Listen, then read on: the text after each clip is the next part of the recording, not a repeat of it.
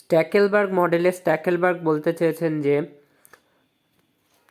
আমাদের কাছে দুটো ফার্ম আছে ইকোনমিতে এবং দুটো ফার্মই আইডেন্টিক্যাল প্রোডাক্ট প্রডিউস করে, অর্থাৎ তাদের প্রোডাক্টটা একই রকমের। ধরে নিলাম যে দুটো ফার্মই কী করে, জলের বোতল বিক্রি করে। দুটো ফার্মই কী বানাচ্ছে, জলের বোতল বানাচ্ছে। এইবার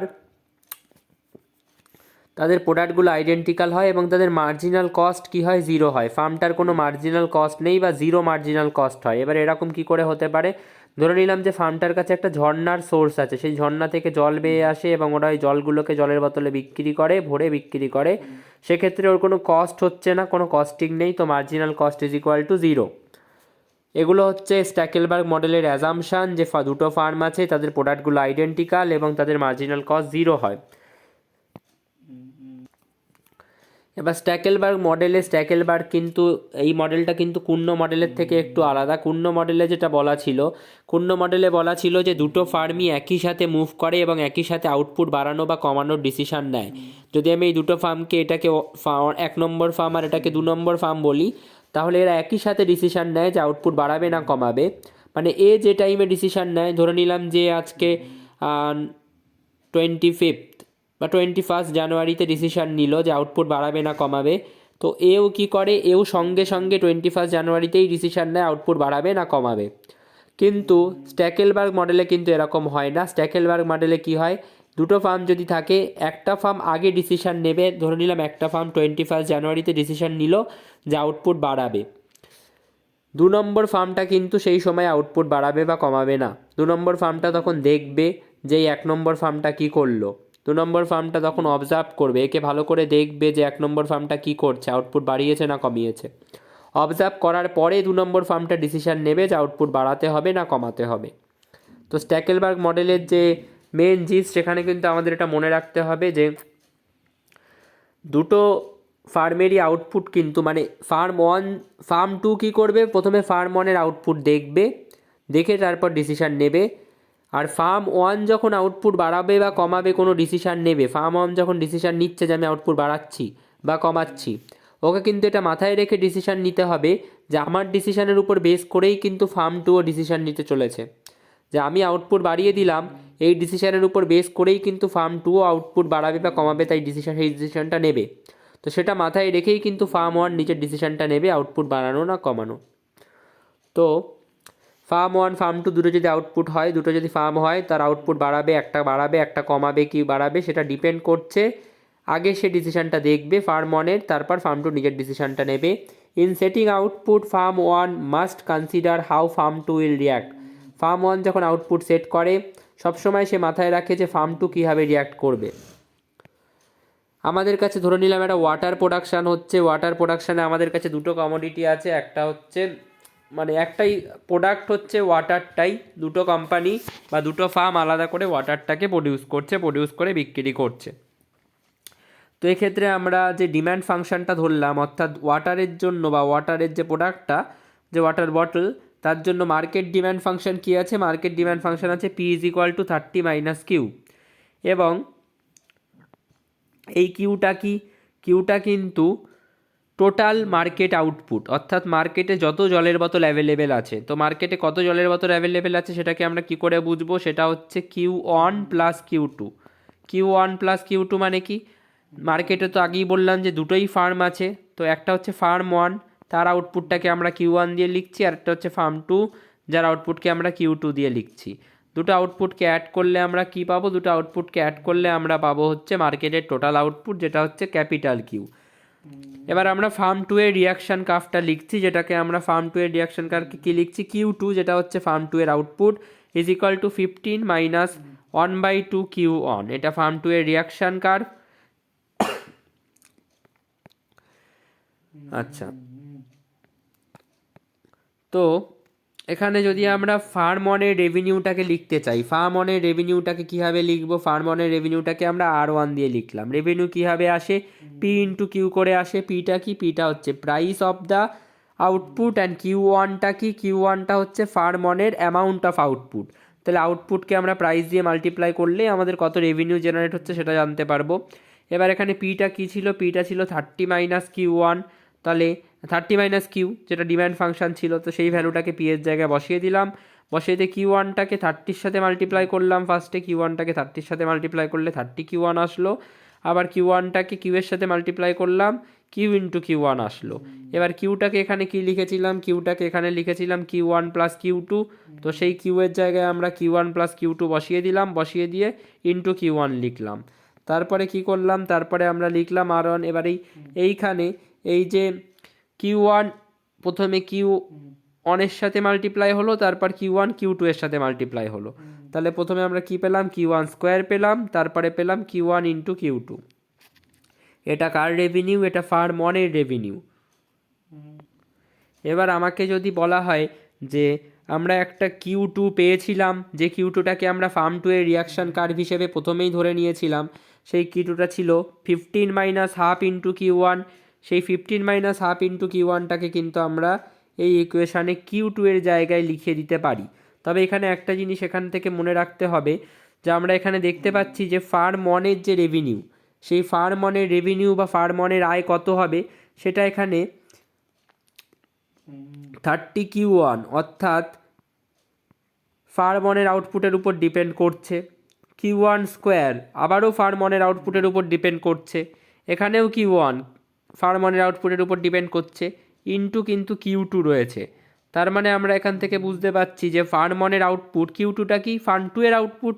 তাহলে আমরা বুঝতে পারছি যে Q1 এর যে রেভিনিউ, Q1 এর কতটা আয় হবে, কতটা রেভিনিউ জেনারেট হবে, সেটা শুধুমাত্র ফার্ম ওয়ানের যে রেভিনিউ, সেই ফার্ম ওয়ানের রেভিনিউ কতটা জেনারেট হবে বা কতটা আয় জেনারেট হবে, সেটা শুধুমাত্র Q1 অর্থাৎ ফার্ম ওয়ানের আউটপুটের উপর ডিপেন্ড করছে না, সেটা কিন্তু Q2 এর উপরও ডিপেন্ড করছে, যেটা হচ্ছে ফার্ম 2 এর আউটপুট। তাহলে ফার্ম ওয়ানের রেভিনিউ শুধুমাত্র ফার্ম ওয়ানের আউটপুটের উপর ডিপেন্ড করছে না, ফার্ম 2 এরও আউটপুটের উপর ডিপেন্ড করছে। এই কারণেই তাকে মাথায় রাখতে হবে যে নিজের আউটপুট বাড়াবো বা কমাবো, তার উপর ভিত্তি করে ফার্ম 2 কী ডিসিশান নিতে পারে, সেই ডিসিশান কী নিতে পারে সেটা এক্সপেক্ট করেই কিন্তু সে নিজের আউটপুটটাকে বাড়ায় বা কমায়।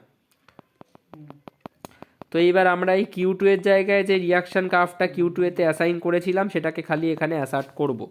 তাহলে Q2 এর জায়গায় আমরা কি অ্যাসার্ট করতে পারি, আমরা লিখতে পারি R1 is equal two 30 Q1 minus Q1 square minus Q1 into Q2 এর জায়গায় আমরা কি লিখব, 15 minus half into Q1।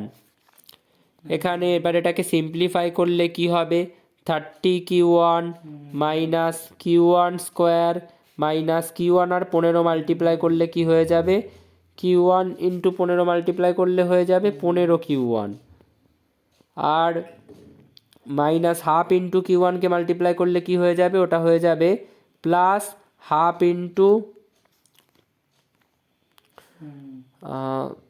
Q1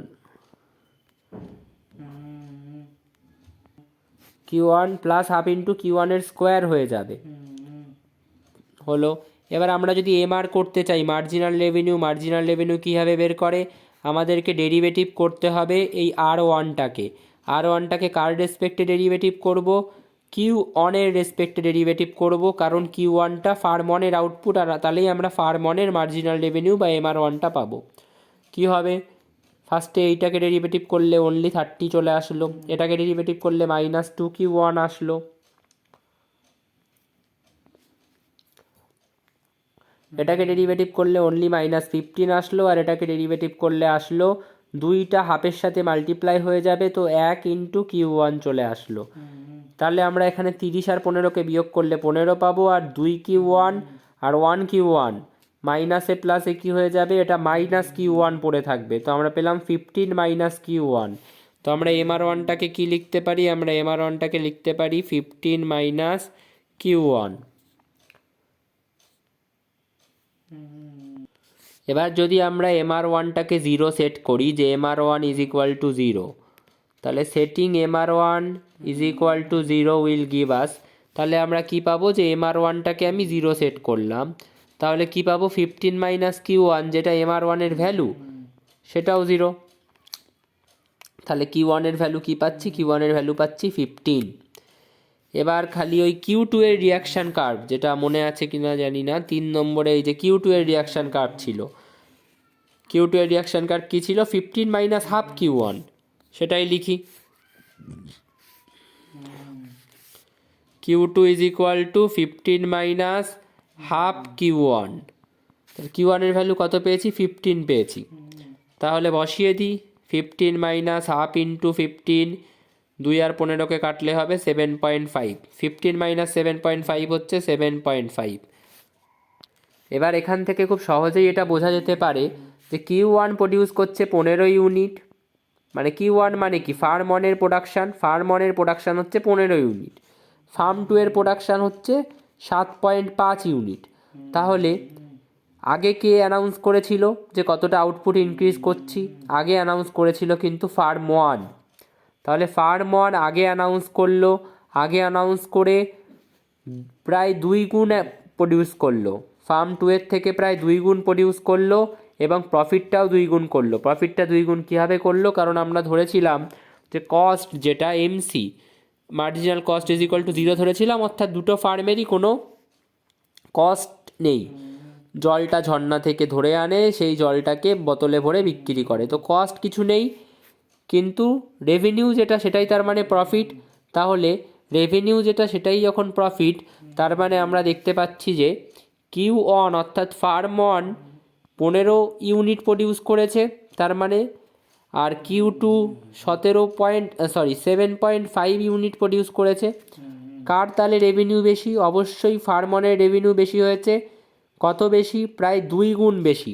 Q one অর্থাৎ ফার্ম ওয়ান প্রায় 2 গুণ বেশি প্রডিউস করেছে ফার্ম টু এর থেকে, এবং রেভিনিউ 2 গুণ বেশি প্রডিউস করেছে, মানে প্রফিটও কিন্তু 2 গুণ হয়েছে। ফার্ম ওয়ানের যে প্রফিট সেটাও কিন্তু 2 গুণ হয়েছে। তার মানে এখানে আমরা দেখতে পেলাম যে ফার্ম ওয়ান কিন্তু আগে অ্যানাউন্স করেছিল যে আউটপুট বাড়াবে না কমাবে। ফার্ম ওয়ান কিন্তু ফার্স্টে অ্যানাউন্স করেছিল যে আমরা আমাদের আউটপুটটাকে বাড়াবো, তারপরেও কিন্তু ওদের প্রায় 2 গুণ প্রফিট হয়েছে।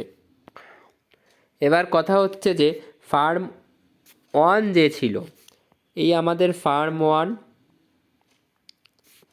আর এই আমাদের ফার্ম টু। ফার্ম ওয়ান যখন অ্যানাউন্স করলো যে আমরা আমাদের প্রোডাকশানটাকে 15 ইউনিট করছি, তখন ফার্ম টু দেখতে পেল যে আমাদের প্রোডাকশান 7.5 ইউনিট।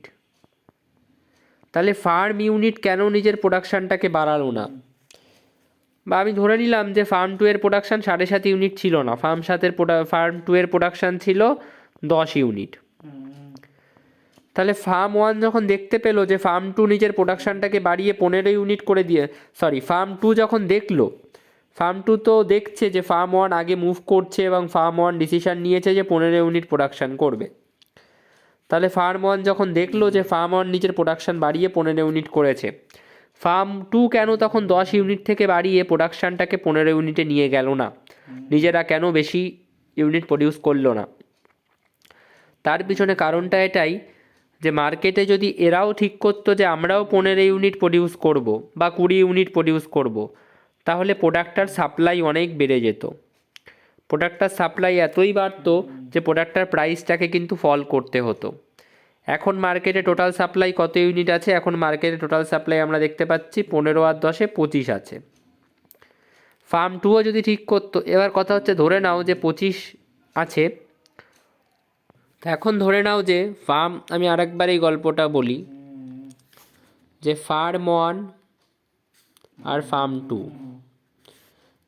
এ 15 ইউনিট প্রডিউস করছে, ফার্ম টু কী করছে, 10 ইউনিট প্রডিউস করছে। তো ধরে নিলাম যে মার্কেটে এখন একটা জলের বোতলের দাম 25 টাকা করে, 25 টাকা না, ধরে নিলাম 10 টাকা করে চলছে, 10 রুপিস পার বটল।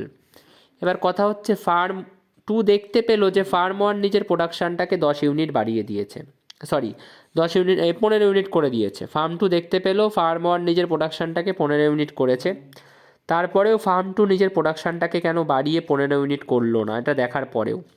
তো এর পিছনে লজিকটা হচ্ছে যদি সাপ্লাইটা অতিরিক্ত বেড়ে যায় জলের বোতলে, তখন জলের বোতলের দামটা ফল করবে। এখন তোমরাই বলো যে এখন ফার্ম ওয়ানের রেভিনিউ কত? ফার্ম ওয়ানের রেভিনিউ 150 টাকা, 15টা জলের বোতল তৈরি হয়েছে, প্রত্যেকটা 10 টাকা করে 150 টাকা। এই সময় ফার্ম 2 এর রেভিনিউ কত? 10টা জলের বোতল তৈরি হচ্ছে, ওদের রেভিনিউ 100 টাকা। ভালো কথা। কিন্তু ও যদি ডিসিশান নেয় যে আমি 15 ইউনিট আমার প্রোডাকশানটাকে বা আউটপুটটাকে বাড়িয়ে 15 ইউনিট করব 10 থেকে, তখন জলের বোতলের দাম আর 10 টাকা থাকবে না, তখন জলের বোতলের দাম কমে হয়ে যাবে ধরো 6 টাকা, কারণ অতিরিক্ত সাপ্লাই হয়ে যাচ্ছে মার্কেটে, প্রোডাক্টটা অতিরিক্ত বেশি পরিমাণে অ্যাভেলেবেল হয়ে পড়ছে, তখন প্রোডাক্টটার দাম হয়ে যাবে 6 টাকা পার বটল। তো সেক্ষেত্রে ফার্ম 1-এর আউটপুটের এখন প্রাইস কত? ফার্ম 1 এখন কত রেভিনিউ জেনারেট করছে? ফার্ম 1-এর এখন রেভিনিউ জেনারেট হচ্ছে 15 গুণ 6 মানে 90 টাকা, প্রত্যেকটা বোতল 6 টাকা করে, 15টা বোতল 90 টাকা। ফার্ম 2 এর কত? ফার্ম 2 এর যদি তোমরা লক্ষ্য করো, ও প্রোডাকশান এখন বাড়িয়ে দিয়েছে, কিন্তু প্রোডাকশান বাড়িয়ে দিয়েছে বলেই সাপ্লাই বেড়ে যাওয়ার কারণে জলের বোতলের দাম 10 টাকা থেকে 6 টাকা হয়ে গেছে। তাহলে ওর কিন্তু রেভিনিউ এখন হয়ে গেছে 15 গুণ 6 90। খুব ভালো, দুজনেরই রেভিনিউ সমান। কিন্তু ফার্ম 1-এর অবস্থা খারাপ হয়েছে অবশ্যই, 150 টাকা আগে রেভিনিউ হচ্ছিল, এখন 90 টাকা হয়েছে, ভালো, খুব খারাপ অবস্থা হয়েছে ফার্ম 1-এর। কিন্তু ফার্ম 2 এর আগে রেভিনিউ কত হচ্ছিল? 10টা প্রডিউস করে, অর্থাৎ 5 ইউনিট কম প্রডিউস করেও আগে ওর রেভিনিউ ছিল 100 টাকা, এখন ওর রেভিনিউ 15টা প্রডিউস করার পরেও থাকছে 90 টাকা। তো এই ক্ষেত্রে ফার্ম 2 কিন্তু কোনোভাবেই চাইবে না যে নিজের রেভিনিউটা কমানো। যদিও ফার্ম 2 নিজের প্রোডাকশান বাড়ালে ফার্ম 1-এর রেভিনিউও কমে যাবে, কিন্তু ও চাইছে, ও বলবে যে ফার্ম 1-এর রেভিনিউ বাড়ছে বাড়ুক, কিন্তু আমি নিজের রেভিনিউটা তো কম্প্রোমাইজ করতে পারি না। তো নিজের রেভিনিউটা কোনোভাবেই কম্প্রোমাইজ করবে না, এবং নিজের রেভিনিউটা যাতে না কমে সেই জন্য ওর প্রোডাকশানটাকে একই জায়গায় রাখবে বা কমিয়ে দেবে। যদিও প্রোডাকশানটাকে কমিয়ে দিত, ওর রেভিনিউ কিন্তু আরও বাড়তো, মানে আরও ঠিকঠাক অবস্থাতে থাকতো। এবার এই এক্সাম্পেলগুলো কোথায় দেখা যায়? এই যে স্ট্যাকেলবার্গ মডেলের এক্সাম্পেলগুলো মেনলি দেখা যায় যেখানে আমরা দেখতে পাই যে একটা লিডারশিপ পজিশনে একটা ফার্ম আছে, এবং আমি একটু বলে দিই যে এই ব্যাপারটা হচ্ছে যে যদি একটা ইন্ডাস্ট্রিতে সিমিলার টাইপ অফ ফার্ম থাকে, প্রত্যেকটা ফার্ম একই সাইজের, প্রোডাকশান ইউনিট প্রায় সেম, সেক্ষেত্রে সেখানে কিন্তু আমরা এই স্ট্যাকেলবার্গ মডেলটাকে অ্যাপ্লাই করতে পারবো না, ওটা কুর্ন মডেলের জন্য পারফেক্ট। কিন্তু দেখা যাচ্ছে যে একটা ইন্ডাস্ট্রিতে দুটো ফার্ম ছোট ছোট, একটা ফার্ম অনেক বড়, এরকম ক্ষেত্রে কিন্তু আমরা এই স্ট্যাকেলবার্গ মডেলটা অ্যাপ্লাই করতে পারবো। এবং এরকম ক্ষেত্রে কী হবে, এই যে বড় ফার্মটা থাকবে, এই বড় ফার্মটা কিন্তু একটা লিডারশিপ পজিশানে থাকবে, অর্থাৎ এ কিন্তু চাইলেই নিজের সাপ্লাইটাকে অনেক বেশি বাড়িয়ে দিতে পারবে, এবং এই ছোট ছোট ফার্মগুলো কিন্তু চাইলেও একে টেক্কা দিতে পারবে না, এবং টেক্কা দেওয়ার চেষ্টাও করবে না সেই কারণে। তো এই সমস্ত ক্ষেত্রে কিন্তু আমরা এই যেখানে একটা বড় ফার্ম থাকে ইন্ডাস্ট্রিতে, যে লিডারশিপ পজিশানে থাকে, সেই ক্ষেত্রে কিন্তু আমরা এই স্ট্যাকেলবার্গ মডেলটার এক্সাম্পল দেখতে পাই। এবং এর একটা পারফেক্ট এক্সাম্পল হচ্ছে IBM, যেটা মেইন ফ্রেম কম্পিউটার তৈরি করে। IBM কিন্তু এই স্ট্যাকেলবার্গ মডেলের একটা পারফেক্ট এক্সাম্পল যে কীভাবে এটা হচ্ছে।